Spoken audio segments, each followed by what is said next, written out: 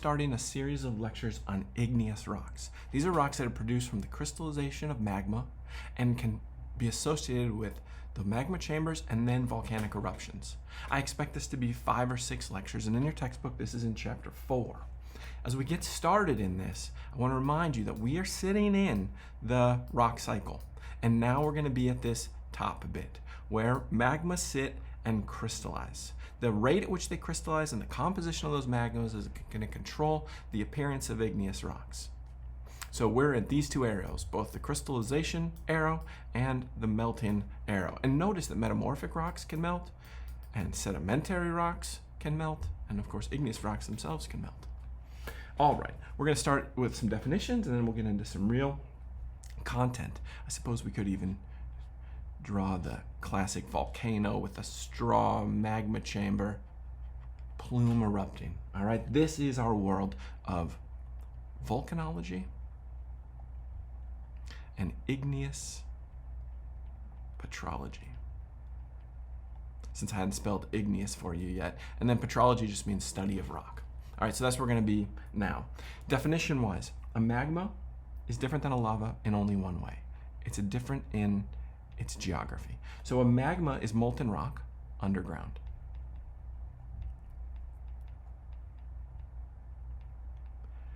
And lava is molten rock at the Earth's surface. If you accidentally use these interchangeably, I will not punish you, because it's hard sometimes we're talking about molten rock with these two things, but the key is that geography is different. And I guess what the geography does, right, is that it's going to change the cooling rate, because underground, the system is insulated by all that rock. And at the Earth's surface, it's cold. Of course, to us, we can live in it. But to a rock, to a magma, the Earth's surface is freezing. And so the cooling rate is going to be different. And in fact, let's just say this. The biggest difference between the two is cooling rate controlled by geography. And what cooling rate's going to do is going to impact texture.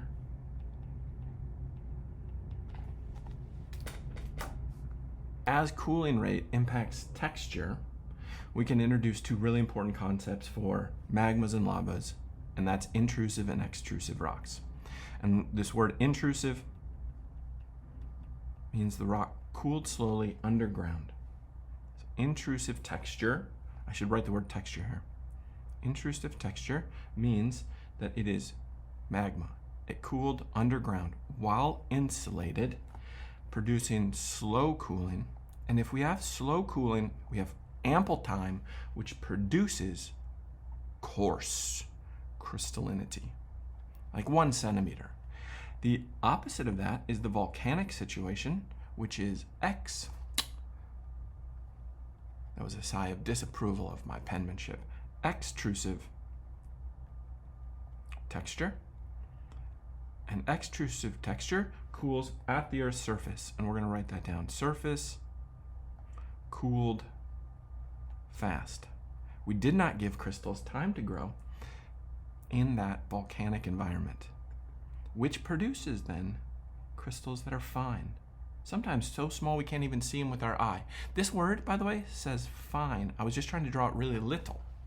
Now, the picture then, to associate this with this, would maybe be something like this. And what this shows is the evolution of crystallinity in an igneous rock. Initially, when there are no crystals at all, and we are super hot, and there's been no time whatsoever, the magma is crystal free. But as time progresses, because of slow cooling, crystals are able to grow.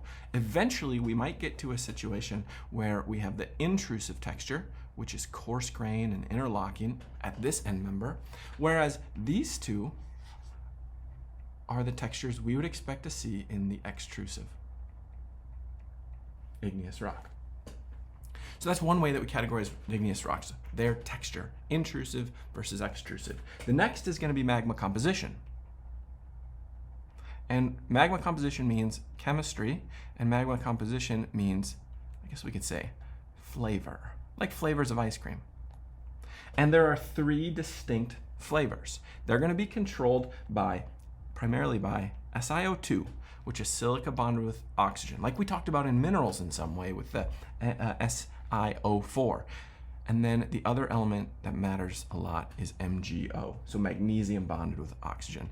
And these compositions, they correlate with temperatures, pressures, and plate tectonic locations. So if we can figure out the magma composition, we can actually figure out something about the way plate tectonics has worked. Temperature, pressure, and tectonics. And what we have within these types of magma compositions are three main. And we call them mafic, we call them felsic, and intermediate between those two is the intermediate compositions. The colors will be different between these. These are dark colored, almost black. Intermediate are shades of gray, and felsic are like light colors, light gray to pink. And this is controlled by the minerals that are forming from these compositions. The numbers, I guess, that I would like you to know would be approximately 50 weight percent SiO2 or in mafic magmas, approximately 60 weight percent SiO2 are in intermediate, and approximately 70 weight percent SiO2 are in the felsic. Mafic magmas are high in Mg. And to me, it's this M at the beginning of the Mg that helps me remember mafic. They're also pretty high in iron. And then intermediate's just in between, yeah? And felsic is high in, SiO2 are already put, but then also things like aluminum and potassium and sodium, and even water. Temperatures for these, I know this list is kind of tedious, but about 1150, and then for intermediate, it's around 950 degrees C, and felsic, let's say on average, is 750 degrees C. And then, okay, now we've got these different flavors, igneous, of igneous rocks. Let me just throw this in to kind of show these in terms of their colors and their proportions. Notice how the felsic has tons of SiO2, tons of aluminum, tons of sodium, potassium, and the color here is light. Then intermediate is intermediate in all ways and gray, and then look at mafic. Lots of Mg relative to the other types, and about 50% SiO2, right? It splits the circle down, and you can really see that dark color. So what we'll do is we next then combine texture and composition to get rock names. Combine texture plus composition for rock names. I guess this is the field of igneous petrology. So what we'll do is we'll make a little table here, and we'll have the mafic column, we'll have the intermediate column, and we'll have the felsic column. And then we need to have the rows. We need to have a row for intrusive, the coarse grain, and we'll have a row for extrusive. And let's just fill this in. The extrusive mafic rock is called basalt. The extrusive intermediate composition is dacite. And for felsic, it is rhyolite. And you've maybe heard of basalt before, the others maybe not, in an intro class. For the mafic intrusive, it's called gabbro. For intermediate, it is called diorite. And then for felsic, it's the very famous one that you have heard of, and that is granite. And I would expect students to memorize this table because it helps organize and understand much of how igneous rocks work. Now, to finish off this lecture, I just want to talk about some implications for these different compositions. And there's going to be implications for magma density, magma viscosity,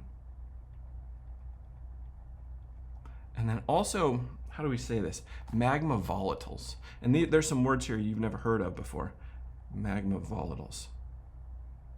All right, so we start with density. Density, of course, it has to do with mass. And what we found, that's a weird way to say it, we know mafic rocks are dense. That's a D. Mafic rocks are dense. And so the expectation of mafic rocks being dense is that felsic rocks occur shallower in the crust because they're more buoyant, and mafic rocks are going to occur deeper. So we'll say felsic magmas stored shallower. if you want to, you could write mafic magma stored deeper. For viscosity, in fact, you know what we're going to do? Let's go ahead and put in a figure that just shows this. And then we'll kind of scroll around if we have to. Here's a graph showing density on the y-axis versus temperature. We can ignore temperature. And all you need to see here is that basalt is much more dense than rhyolite by a couple hundred kilograms per meter cubed.